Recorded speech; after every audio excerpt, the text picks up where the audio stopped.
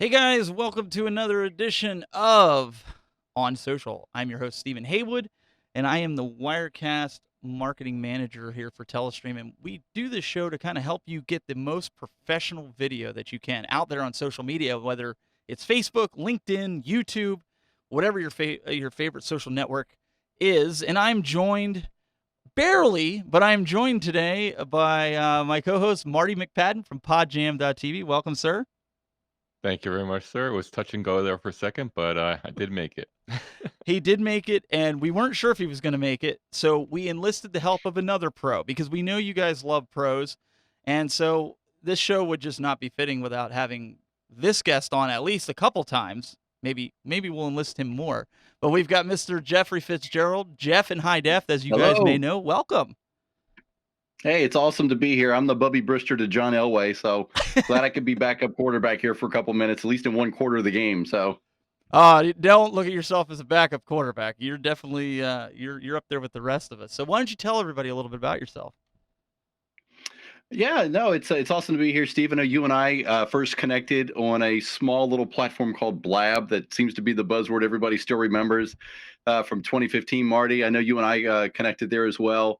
And I am 35 years doing broadcast and now online video. I do a lot of live stream work with different clients, produce some television PSAs, pretty much a mix between everything.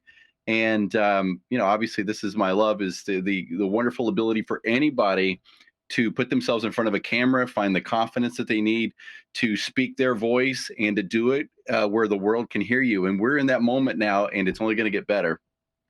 No, it's you have a pretty good website here if anybody wants to see. You do a lot with not just the fire department. I mean, you have a lot of things that you're doing on the side with different clients, correct? Yeah, I do. Actually, most of my work has been outside of the fire rescue system, but I've been in as a support member in the fire system in my county since 2001. It was 9/11 that actually made me realize that even though I wasn't an operational firefighter, I had the ability through marketing and media to tell their story in a way that would really show what these heroes really look like. And over the years, I've kind of found myself moving into leadership roles. And the last 2 years, just this past December, I handed off the reins of our local fire station where I was the president for 2 years. And I'm actually this. It's funny we're even talking about this because I've actually made a pivot here in the last couple weeks, where I'm actually beginning to do more media specifically for the fire rescue system nationally. And a lot of that comes off of doing a PSA for the North Carolina Association of Fire Chiefs that's airing throughout North Carolina right now, and it's just had a wonderful effect. And it's speaking vision into an area where I think vision's been lost. Volunteerism in general, we know is waning in certain ways, and so I'm really thankful to have an opportunity to have some small voice and trying to get people to realize what a wonderful thing it is to be part of your local fire system. In that, in anything you're able to do, especially what we're doing here, if you're watching, you've got an interest in this. This is the kind of thing you can do to capture your fire system and help tell their story. And so I think it's a great mix between the two things that I love very, very passionately. Absolutely. And so today, with talking about being having guests on, you guys see that we've got two guests on, and it was just fitting. Marty had called me earlier today. You had a family emergency. Fortunately, you were able to get back. But we wanted to make sure that we gave you a good show. So Jeff had asked a few weeks ago. He said, "Hey, listen, man, if you need any help, if you want a guest, let me know." Well, I cashed in that favor chip, so so Jeff was able to join us. But it's good because with all this bringing on social media, live video, professional is everybody wants to bring a guest on. So there, hopefully, we can give you some different tips on this.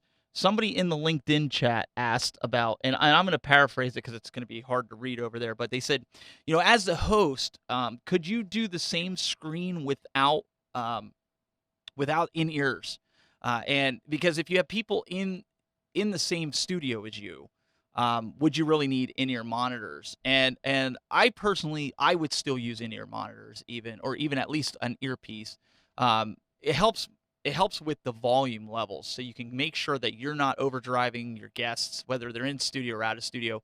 I think we could all probably agree we all wear some form of in-ear bud, or have our speakers set up with a mix minus, which we can get into way later in these types of shows. Um, Marty, we'll start with you and kind of what's your take on that question? Yeah, I mean, even if you're obviously if you're remote, you have to, because you're relying on getting the return audio to interact with your guests. But even if you're in the same studio, what ends up happening is you'd be amazed, even though you're maybe having a normal conversation and you think you can hear each other just normally, but you're in a studio, it's kind of a weird environment, and you'd be surprised. You may not be able to hear every word from the host or the guest or people you're on set with. So wearing the in-ear monitor is very, very important, just so you to make sure that you're actually hearing what's going on. And plus, if you have any kind of crew or technical crew, that's how they're going to communicate with you in your ear. Many times, if you're watching, say, cable news, and they have an anchor on the anchor desk, they're getting their instructions through their ear. Not only of that, but they're listening to the other guests, and it takes all that guesswork out of it. So I would highly recommend. I think most professional studios still have the in-ear monitors. I'm sure Jeff, you probably run into the same situation, but definitely whether it's in studio or remote guests, I think is a good way to go.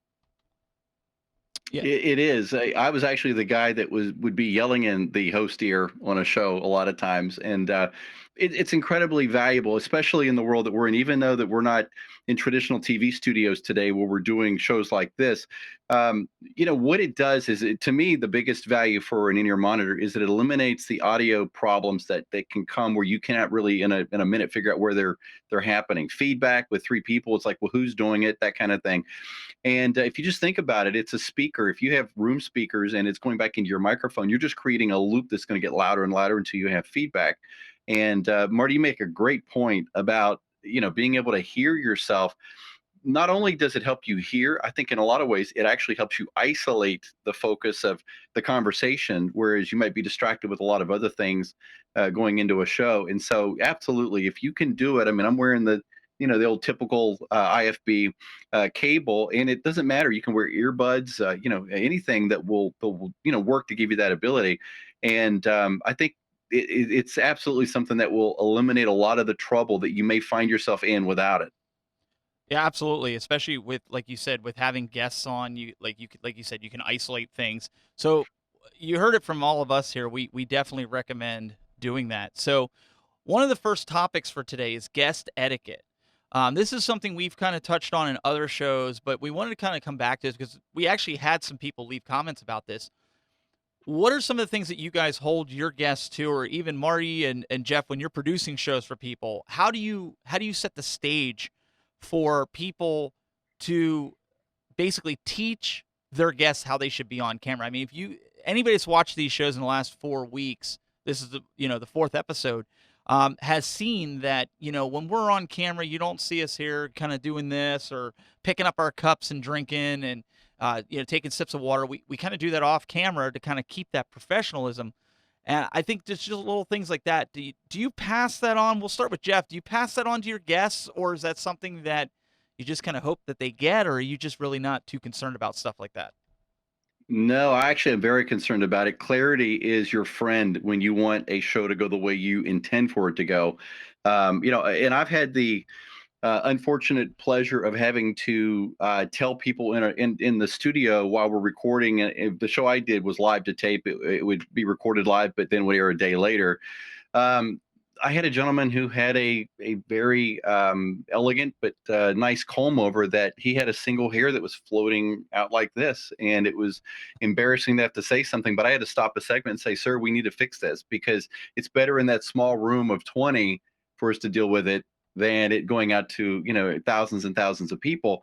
In that sitting, in that situation, our makeup director had actually worked with him, and I think had we told him ahead of time, maybe just to some of the things we're looking for, whether it be like how you appear. Another thing is what you're wearing. Don't wear plaid patterns and things like that. Whether it's hair or dress or just the where the conversation should go. I think those things are very important to communicate to the people that you're trying to get a response out of, because as a producer you're not just looking for, I'm going to throw a question to the universe and I hope to get back some answer.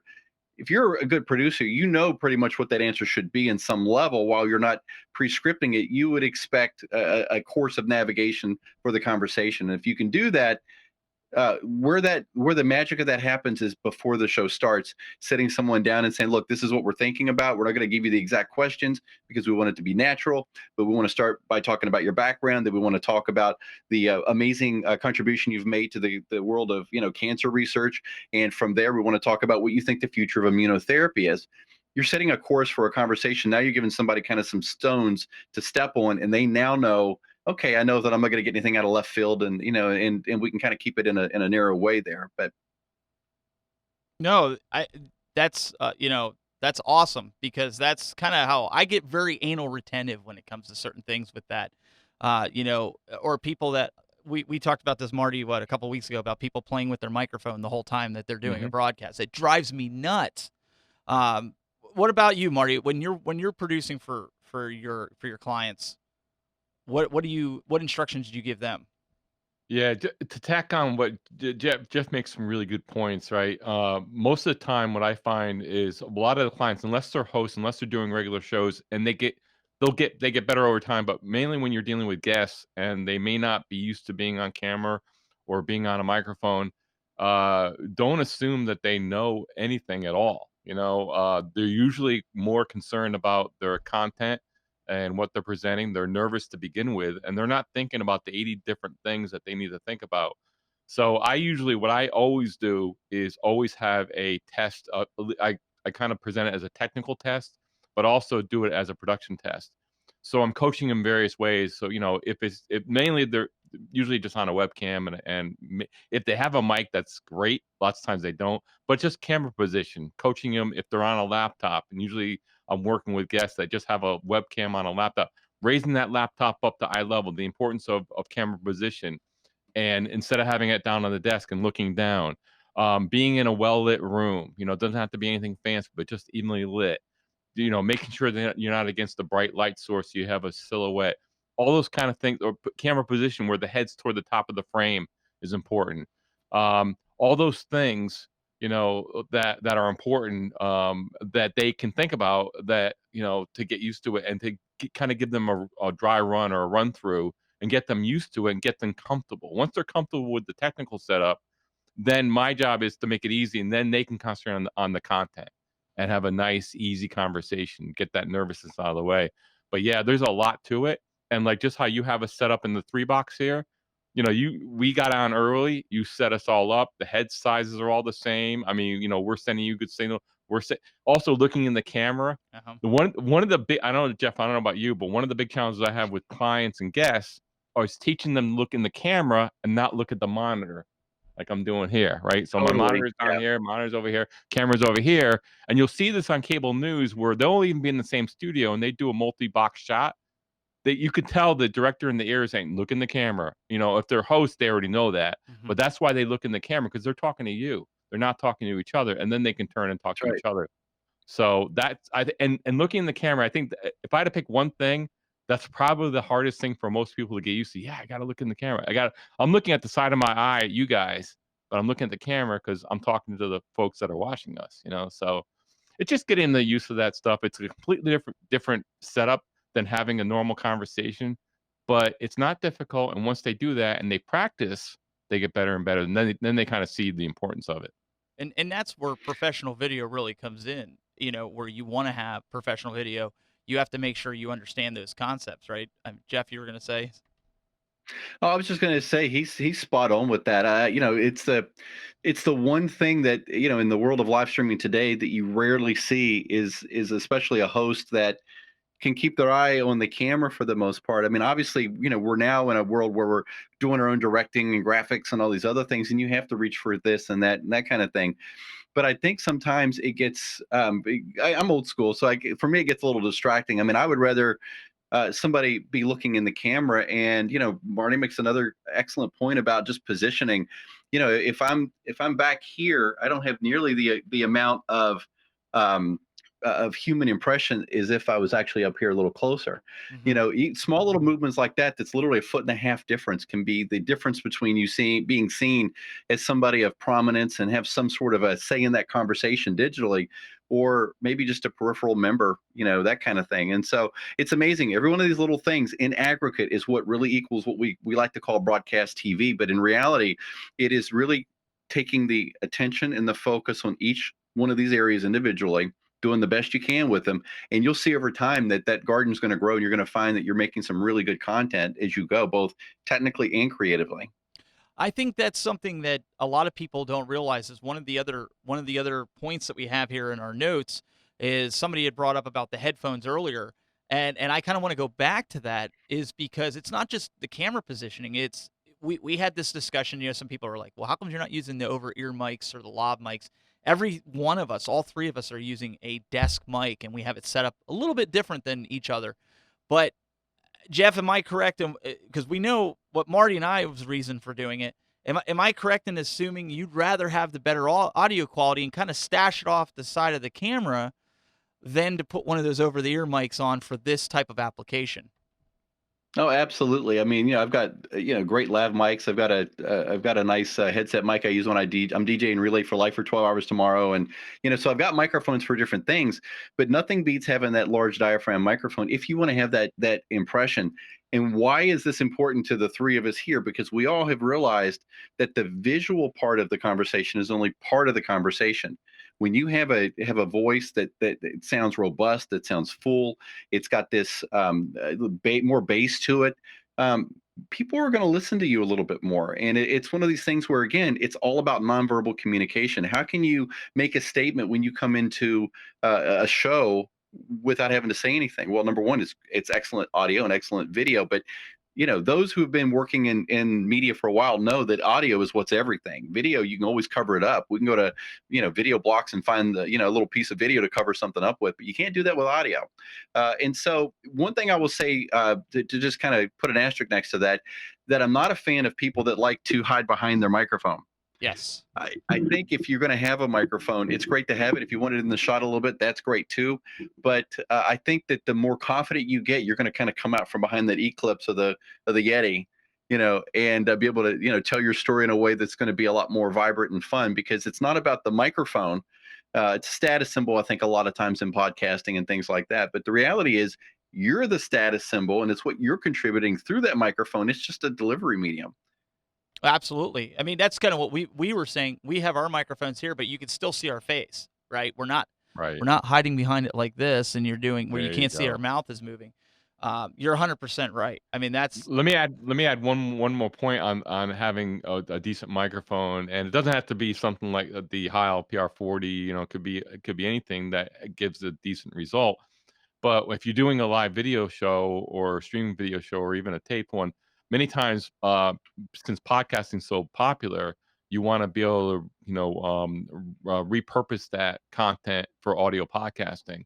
So if people are consuming your content just audio, then you're going to want that audio quality, to be top notch, and you might as well, while you're producing, try to have the best audio you possibly can, and using a large diaphragm dynamic microphone in a non-studio environment usually delivers pretty good quality. mhm. It doesn't have to be, there's other ones there, but that's the one of the reasons why you may want to use a mic like this versus maybe a different type of microphone, because of the repurposing thing. So Absolutely, and especially with us here with this show on social.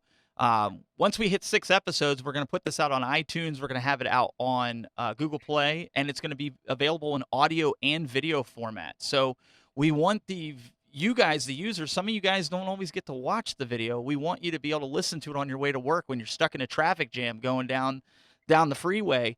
And be able to pull it up on your podcast and go, man, I can listen to this and I can visually see what they're talking about without actually seeing the video. And that's kind of a goal of a good storyteller when doing a broadcast. And I see Anna Mickelgard in the LinkedIn chat, and she says, true, I usually listen only to different shows. Sound is more important. And I think you'll find that with a lot of people that sound or audio, if your ears are getting fatigued listening to a show, it doesn't matter what kind of effects, what kind of what kind of backgrounds these people have. I shut them off. I can't watch it. I mean, is that you guys feel the same way? Yeah, Yeah, I mean, I don't think that's being snobby. I think that's really a mark of that the content that you're watching or listening to is not delivering. And you know, Marty, excellent point that I didn't think about podcasting. You're right. If you're going to be doing podcasting, you know, having the better microphone is absolutely critical to that. Yeah. yeah, and I'll point out this, and this is something that sometimes it's a challenge to get across to new clients, especially clients that are new to podcasting and want to do a good job. It's the presentation you put out there. It's that first impression. It doesn't mean that you have to spend $1 million and wait till everything's perfect and go out there. Do the best you can with what you have. Make your best.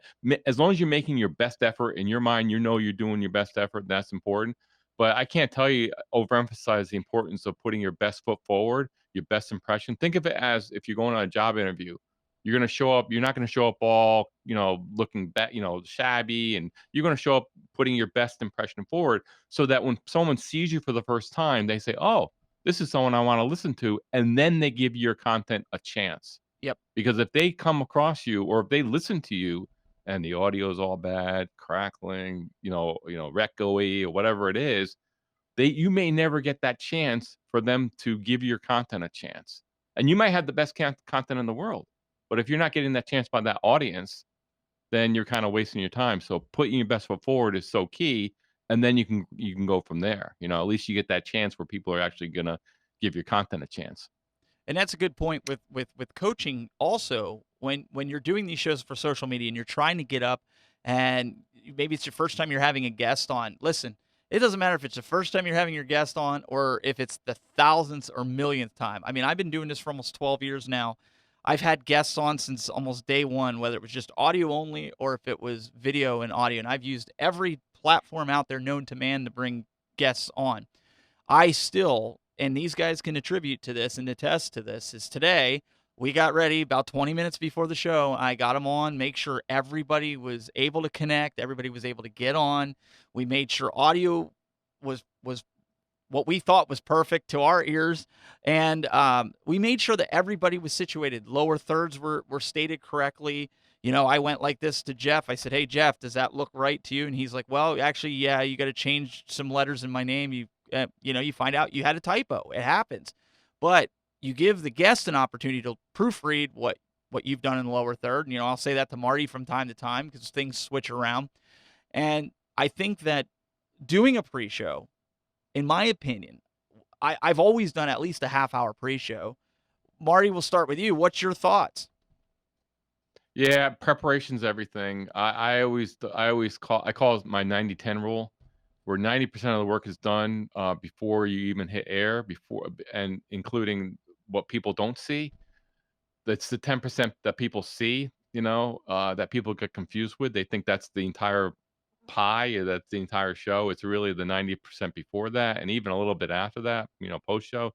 But it's that preparation. We talked a little bit before we came on air about having a backup plan and all that. I was kidding around with Jeff. Jeff is a television professional. He knows about backup plans. A lot of the work in TV, people never see, because you hope you don't have to implement a backup plan. But the reason why you have it is to make sure that you have a smooth show.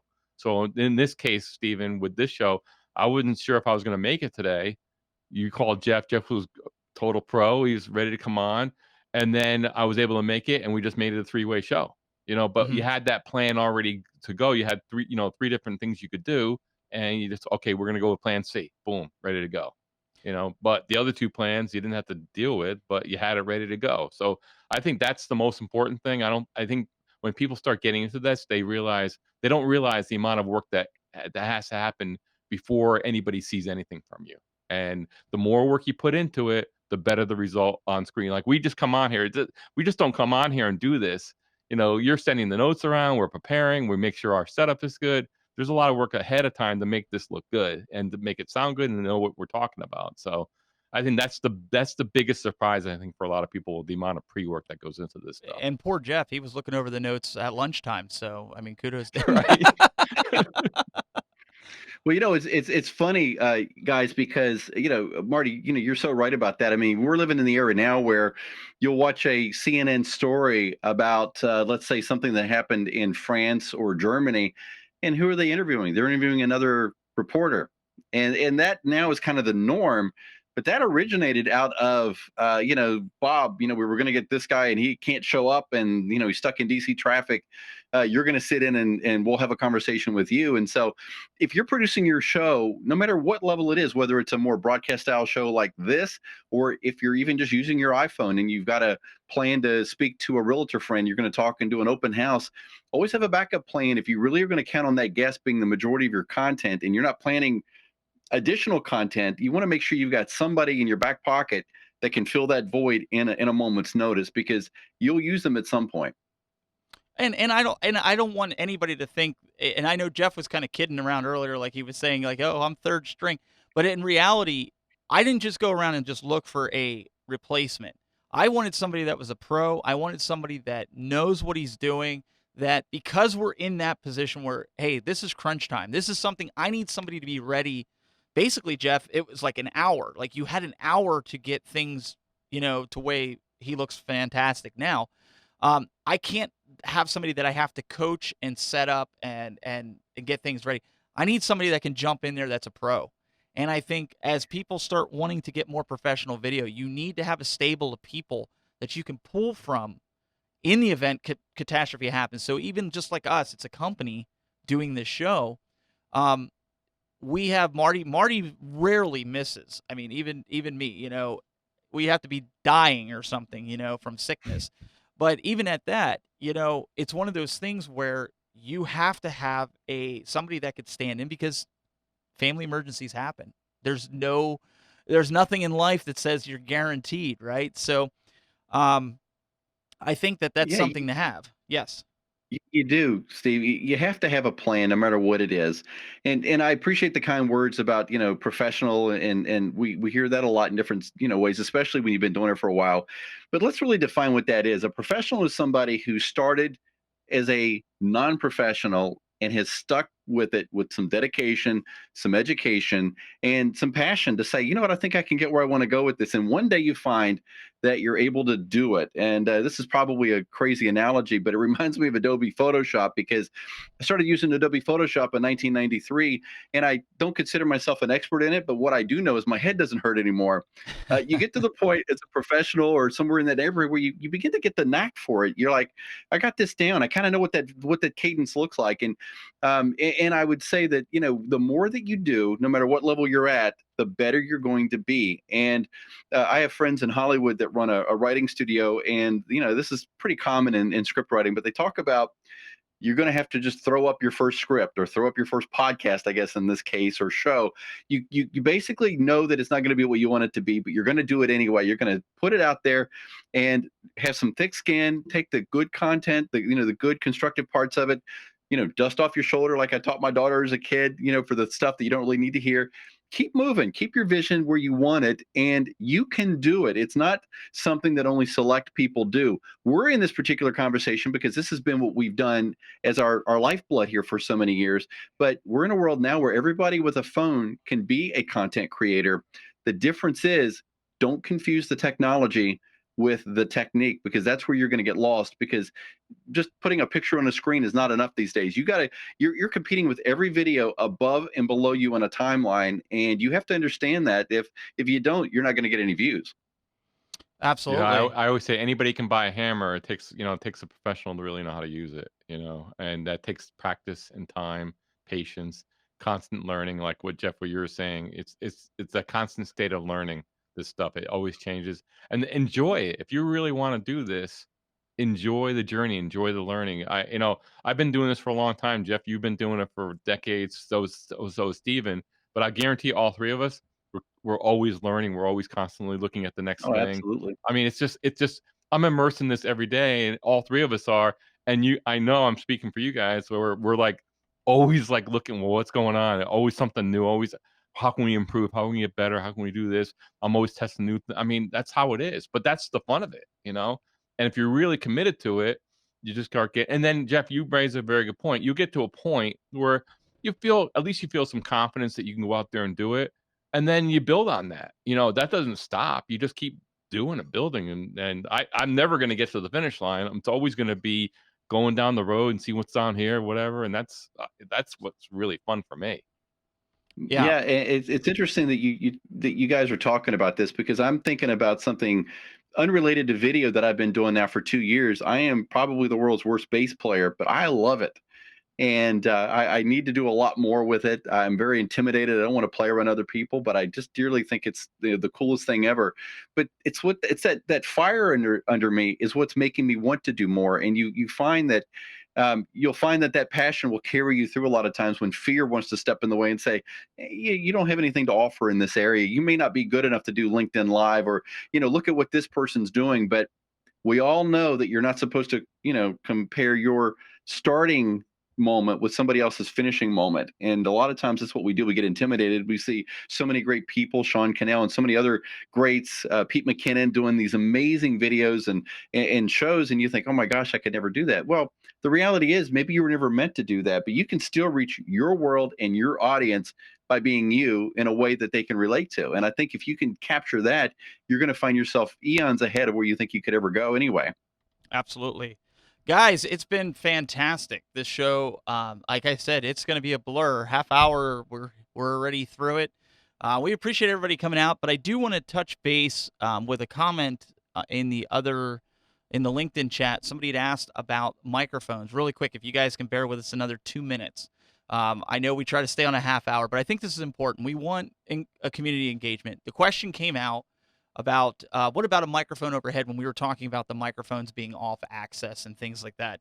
And I think I could speak for everybody here, and you guys correct me if I'm wrong, but every microphone has its own application. There's no right or wrong use case. You got to find out what your environment that you're in. Obviously, if you're in a windy environment, you're not going to put something that has a condenser microphone without some kind of filter on it that's going to protect it from the wind. You might be better with like a dynamic microphone or a lav mic or something along those lines. So I think we want to stress that, and I don't know if you guys agree with that. I want to stress that each microphone has its own application. You got to find out. I'm in a studio. I have acoustic foam set up, so I have a little bit more control over my audio and how it sounds through the microphone. But there's really no right or wrong answer of what you want to use. It's how you want to use it and if it works for your application. Would you guys agree? Oh, Yeah. oh, Go I ahead, do. Marty. Go ahead. I'm sorry. Yeah, I do. And along with that, I mean, microphones for every studio setting, every physical setting, but also for your voice. I mean, if you wanted to, there might be microphones like a PR40 is good for certain types of voices versus another type of microphone. It's almost like trying on shoes. It's going to fit different people different ways.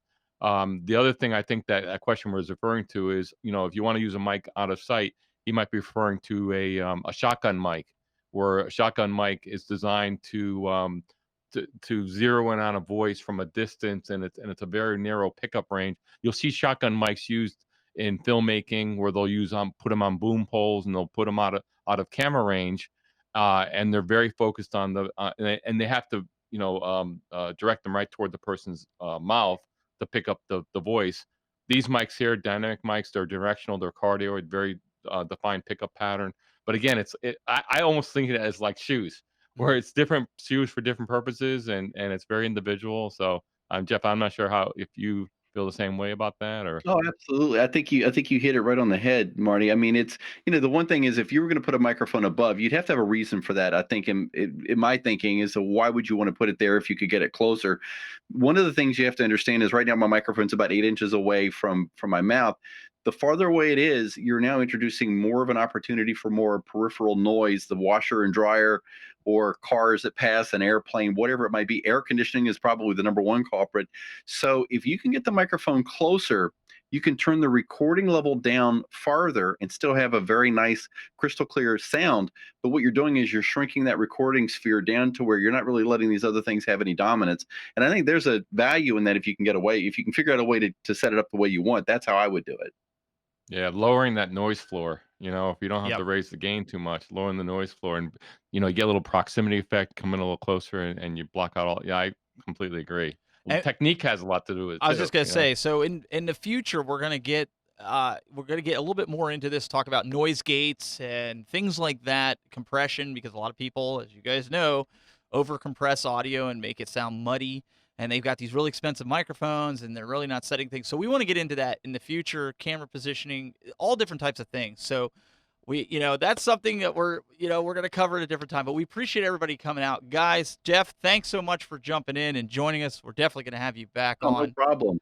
It's fun. I'd love to do it anytime. Absolutely, wealth of knowledge there. And also, Marty, thank you for rushing and getting through your. No, I'm glad I made it.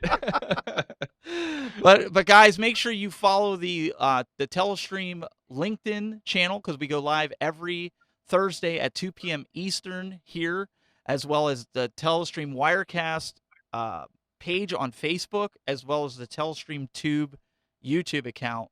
Go like them, go follow them, go subscribe. You'll be able to watch these. I'll get these uploaded here this afternoon. And so make sure you guys tune in. And like I said, we're going to get these podcasted so you guys can download them at a later date. If you have any suggestions of what you'd like to see, leave comments in there. We go back after the show's over. If we didn't get your comment, we go back and we check it out, and we read it, and we answer it if we didn't answer it on screen. So please leave a comment there if there's something specific that's you're struggling with live video and social media. Please leave a comment there, and we'll definitely check it out. The three of us will go back and we'll look at it and see if that's something we can address on another show. So again, guys, I really appreciate everybody coming out. It's been a great time, as it always is, and we'll see you next week.